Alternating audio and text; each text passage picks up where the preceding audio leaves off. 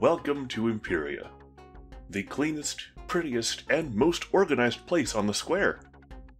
With rolling verdant hills dotted with magnificent buildings and abundant vineyards, Imperia is home to the regimented Imperius and their very efficient empire. To be Imperius means to live by the law. From the moment an Imperius child receives their first helmet, they're taught discipline, order, and the importance of keeping society running smoothly, not just for themselves, but for the benefit of their fellow Imperius. This life might seem oppressive to some, but the Imperius understand that their place in the broader design of regulations and paperwork functions in their vested interest. As a constant reminder of their duty to the Empire and its ways, the Imperius wear their helmets at all times. These battle-ready helmets are given to Imperius children at a prestigious coming-of-age ceremony, either passed down through generations or recently forged from metal sourced from the mountains that break up the landscape of Imperia. Great care is put into the manufacture of each helmet, which is carefully crafted for durability, protection, and comfort. Every Imperius understands that they must be ready for a fight at a moment's notice, as their way of life depends on their ability to defend it. And yes, we'll answer the question you're about to ask. The only times they remove their helmets is when it's strictly necessary, such as for grooming or bathing. Rules are made to be practical, not hindering, and the people need to be just as pristine as their cities to maintain Imperia's reputation. But life for the average Imperius isn't strictly about fighting and navigating rules, as Imperia has a flourishing culture. Discipline isn't just about battle, but refinement, and their stratified society provides their people with the time and resources to erect monuments, perform music, write plays, drink wine, and bask in the sunlight that washes over the glistening cities. It's not unheard of traveling performers, such as the Imperius Philharmonic Orchestra, to travel the land, brightening the lives of their fellow citizens through their artistic talents. The Imperius Empire is even known to have a robust tourism industry, as the Imperius love nothing more than showing the splendor of their spotless cities and glorious accomplishments to outsiders. Yes, the need to fight is important, but if you can shock and awe your opponents with majesty alone, that saves everyone some time. Efficiency, after all, is a virtue. But of course, Imperia wasn't built in a day. Long before the Empire's meticulous structure, Imperia was something far less refined. After the fall of the ancients and the migration of Polytopians across the square, small settlements were founded in what's known as Imperia. Native to Imperia is the delightful fruit known as Lumaepeles, prized for the wine that can be made from its juice. As these settlements began making wine, standards were created to ensure that each bottle of wine was perfect, focusing on the growth, harvesting, fermenting, processing, and bottling of what would become the economic backbone of the Imperius Empire. The spectacular land, the appeal of wine, and the blossoming structure after a period of war-torn turmoil attracted other Polytopians to Imperia, causing these small vineyards to grow into fully fledged, bustling city-states. Each of these city-states had its own standards, currencies, ruling classes, and diplomatic ties with each other, but all that changed when Septimus, one of the larger cities, unleashed its devious plan. You see, the Imperius Empire unified not through warfare, but through cleverness, as Septimus decided to use a specially trained cabal of cloaks to incite rebellions inside their fellow city-states.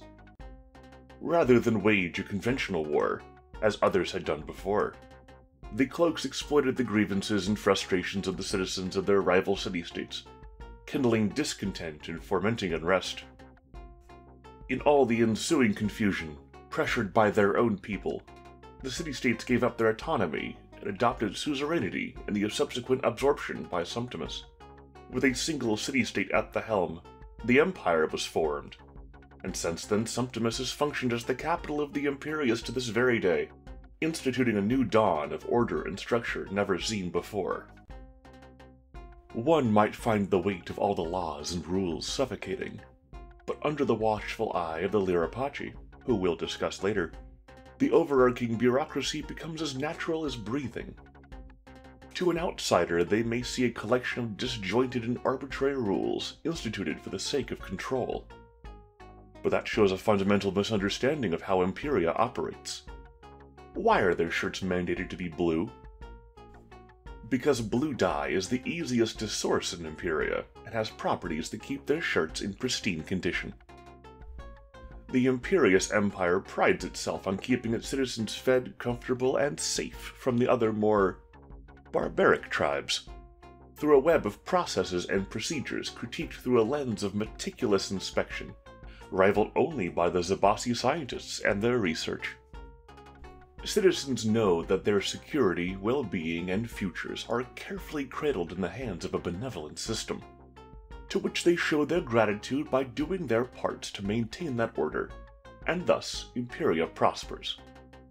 This care is optimized to keep the Empire running like a well-oiled machine, minimizing corruption and inefficiency where possible. Yes, rarely a citizen might run afoul of some rule, but above all else, the Empire remains flawless. Mistakes? Quickly forgotten. Rumors of disappearances? Nonsense. Nothing but slander by those too ignorant to appreciate the perfection of a truly benevolent system. Problems are corrected, laws are rewritten, stability is maintained through no-nonsense pragmatism, pervasive propaganda, and just the right amount of plausible deniability. The land of Imperia is actively manicured by its inhabitants to reflect the ideals of perfection. Every animal and plant is where it is through careful planning and ecological care. The Imperius know that if the land is maintained, then the land will provide, and provide it has. There are two animals indigenous to Imperia which are specifically highlighted by the Imperius Empire, both of which are used as mounts for their cavalry. The first is the Mado, a sleek and hardy equine that can be easily trained to diligently carry its rider to the front lines. They may not be as fast as a Leon or a Shibron, but their ability to be held to high military standards matches the Imperius war doctrine perfectly. Wealthy Imperius families often have two or more Mado, as it's mandated that each Mado have at least one companion, in their stables, functioning as a form of status symbol. The second is the Chamaka, an antilopine creature known to live around Imperia's mountains. Agile, sure-footed, and elusive, the Chamaka are the perfect mounts for the Lirepacci, allowing them to navigate the cliffs of Imperia with unmatched grace. Their rarity only adds to their prestige, ensuring that only the most esteemed ride these prized steeds into battle.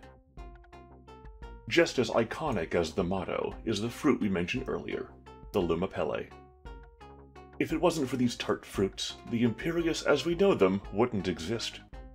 They kickstarted the winemaking industry, and are nowadays turned into a wide variety of drinks, often spiced with local flora, such as seeds from the limy flower, or ground-up roots of the sarum plant. Winemaking is practically an art form for the Imperius, on par with architecture, painting, or music, and the Imperius are known to prefer their wide array of Lumaepeles-based drinks to water as their drink of choice. While Lumaepeles might get all the fame, wine can also be made from the lesser-known Uvepi. Finicky, temperamental, and demanding, the Uvepi is a fruit that refuses to grow for the common farmer. Only the most carefully cultivated vineyards can produce its rich, refined flavor, making Uvepi wine a symbol of status amongst the Imperius elite. Served at the royal table, within senate halls, and among the Lirepacci, who taste perfection in every sip. Every citizen of the Imperius Empire is a crucial thread in a larger tapestry of order and diligence. But who weaves the magnificent bureaucratic rug that governs Imperia? The Lirepacci. Comprised of scholars, philosophers, magistrates, politicians, tacticians, diplomats, socialites, and all other masters of their respective crafts, the Lirepacci are in charge of ensuring that Imperia, and thus the Imperius as a whole, functions as smoothly as it can. Who stamps the permits? They do. Who endlessly debates new legislative proposals? They do. Who orchestrates the next military campaign? They do. Not a pen gets pushed, a wine bottle filled, or a criminal convicted without the involvement of the near-omniscient management of the Lirepacci. As the empire grew, it was quickly realized they would need a cast of prestigious lawmakers and experts dedicated to keeping all the new laws from becoming an unnavigable mess. So, to differentiate the special individuals from the common folk, they were given the honor of forging their helmets into golden laurels, a sign of pride and proof that they've reached the upper echelons of Imperius society. On top of all the privileges inherent to their rank, the Lirepacci are also given their own private sanctums for downtime, where they can refine their skills, read up on new laws, and discuss philosophy with their peers over a glass of wine. But if the Lirepacci are so busy keeping the imperial machine oiled, what are they doing on the battlefield? The Lirepacci are made up of innumerable disciplines, all of which know that there is something more to learn. Tactics could be refined, equipment improved, and there are aspects of life that still go unregulated. How are the Imperius going to keep up with the agricultural prowess of the Zabasi, or the metallurgical skill of the Vengir if they can't witness them firsthand? So, groups of Lirepacci grabbed their giant scrolls and set out into the world, joining the square-wide conflict in order to gain new perspectives, learn about their opponents, and discover new ways to optimize the Empire. There is always room for improvement, is the motto of the Lirepacci, and that pursuit of improvement drives them to seek out new adventures. And that's the story of the Imperius. From wine to bureaucratic perfection, the Imperius have made their mark on the square. You'll never find a more organized place, and the Imperius intend to keep it that way. May your laws be just, your house safe, and your life very organized.